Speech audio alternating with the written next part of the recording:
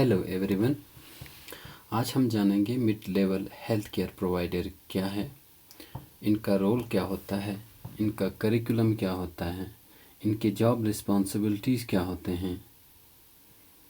तो इसमें सबसे पहले मैं इसके डिफिनेशन के बारे में बताना चाहूँगा। तो डिफिनेशन साफ है, mid level health care provider is a health provider who is trained, authorized and regulated to work autonomously। मतलब वो ठीक ठाक ट्रेंड हो, अथराइज भी हो और वो अपने आप थोड़ा बहुत उसको हेल्थ के बारे में आइडिया हो, ऑटोनोमी हो। दूसरा है who receive pre service training at higher education institution for at least a total of 2 and 3 years। दूसरा है कि वो कम से कम 2 या 3 साल ट्रेनिंग ले रखा हो। और है whose scope of practice include but is not restricted to। मतलब ये कहाँ तक प्रैक्टिस कर पाते हैं? टू डायग्नोज, डिजीज़ को डायग्नोज करना, मैनेज, डिजीज़ को मैनेज करना एंड ट्रीट इलनेस, और बीमारी को ट्रीट करना, डिजीज़ को भी ट्रीट करना, मैनेज करना या डायग्नोज करना, और इम्पेयरमेंट्स को भी डायग्नोज करना, मैनेज करना या ट्रीट करना। इंक्लूडिंग अगर कोई सर्जिकल प्रैक्टिस में कोई ट्रेंड हो तो वो सर्जरी भी कर सकता है। As well as engage in preventive and promotive care, और वो प्रिवेंटिव और प्रमोटिव केयर के बारे में भी पता हो और उसने उसमें काम कर भी रखा हो।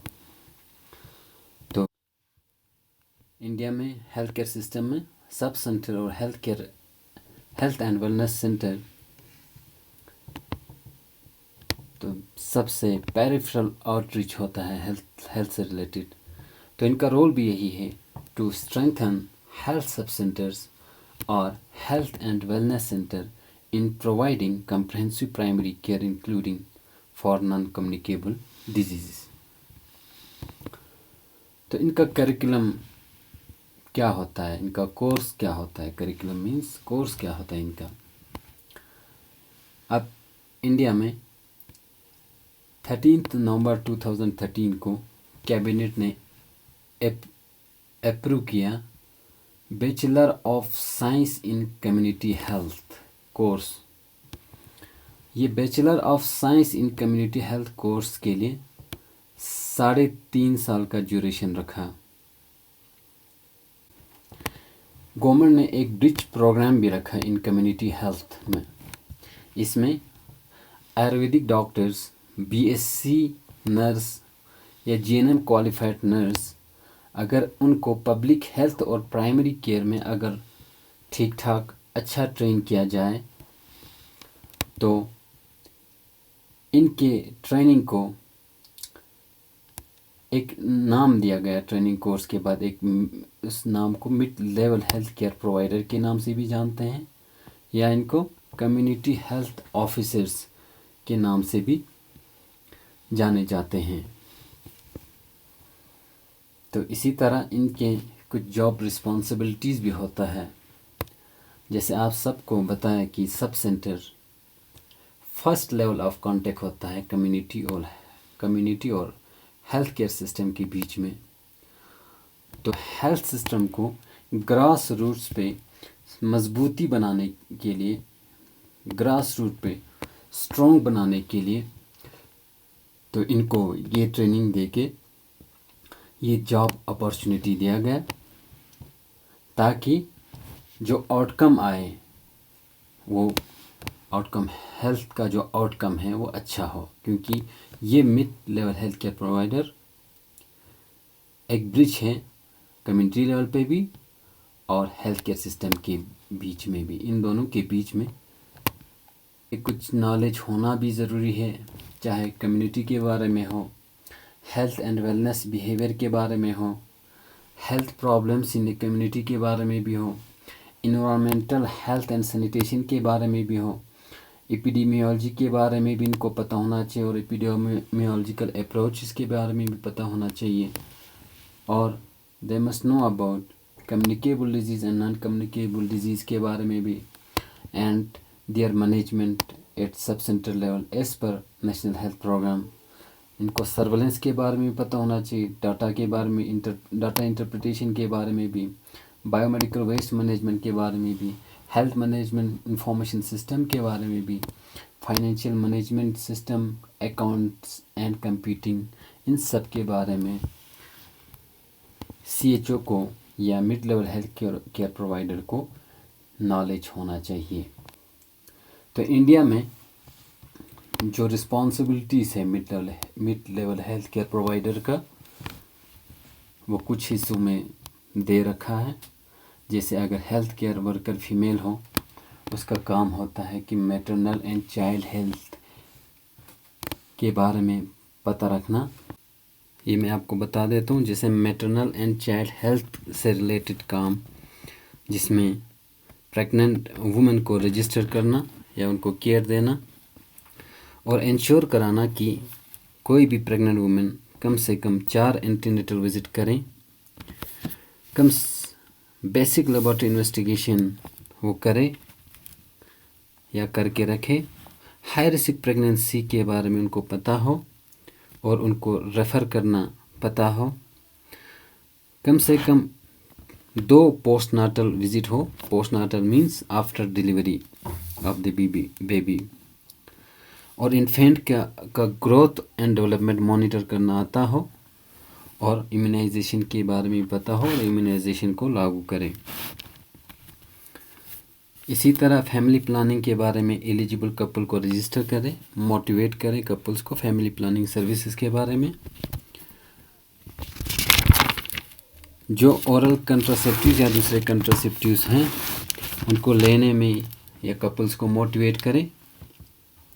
या किसी कपल का अगर फैमिली कंप्लीट हो चुका हो, परमानेंट मेथड्स ऑफ स्टरलाइजेशन के बारे में उनको मोटिवेट करने के बारे में पता हो।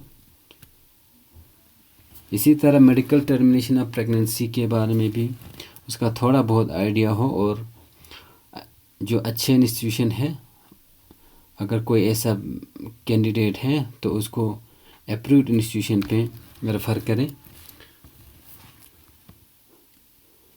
वुमेन को एजुकेट करें अबाउट सेप्टिक एबॉर्शन के बारे में, हार्मफुल एबॉर्शन के बारे में, और उनको एजुकेट करें सेफ एबॉर्शन सर्विसेज के बारे में। न्यूट्रिशन से रिलेटेड भी इनका काम होता है। जैसे उनको माल न्यूट्रिशन के बारे में पता हो और उस केस को आइडेंटिफाई करना आता हो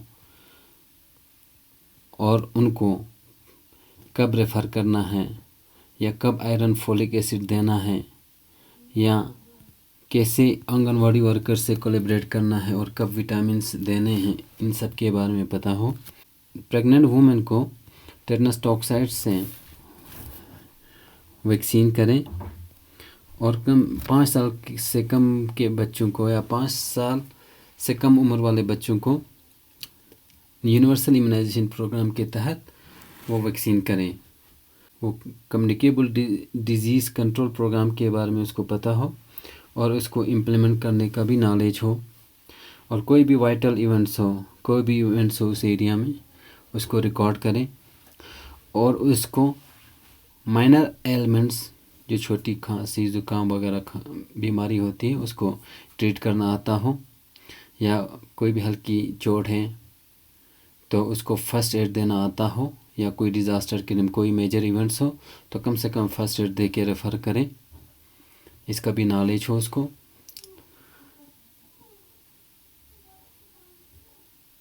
जो MCS से रिलेटेड जो भी सर्विसेज हैं उसको उसके रिकॉर्ड्स को मेंटेन रखें, चाहे इम्यूनाइजेशन से रिलेटेड या फैमिली प्लानिंग से रिलेटेड, इनके रिकॉर्ड्स को मेंटेन रखें।